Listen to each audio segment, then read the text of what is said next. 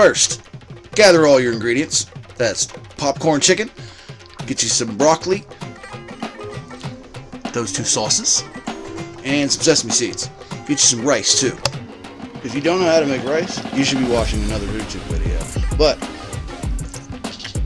to make some rice, you just need to boil some water.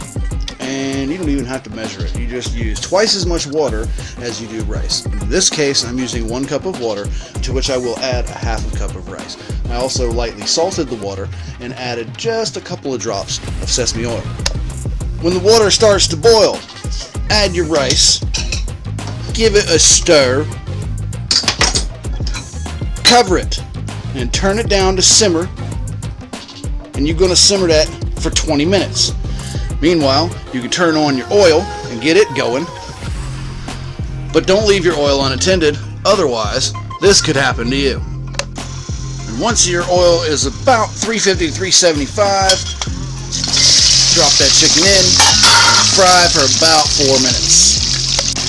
During the last 30 seconds of the chicken frying, go ahead and toss that broccoli in the fryer with it. Once your chicken is cooked all the way through, give it a shot of honey mustard and a shot of the old Frank Stingin' Honey teriyaki sauce, about equal portions.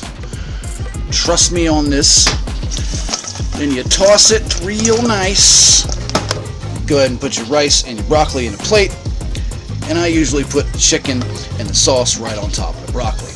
And once you got everything in the plate, that's when I usually go and sprinkle some of them there sesame seeds all over everything. Go sick with it if you want. And you know, alternatively, you could just throw all this in a frying pan, minus the rice, with the seeds so that they cook into the sauce. That's always good, but I was hungry and I don't give a damn. And you can put some green onion on it if you want. I just didn't have any because I'm broke. So, yeah. Now eat it or give it to the dog. I really don't care.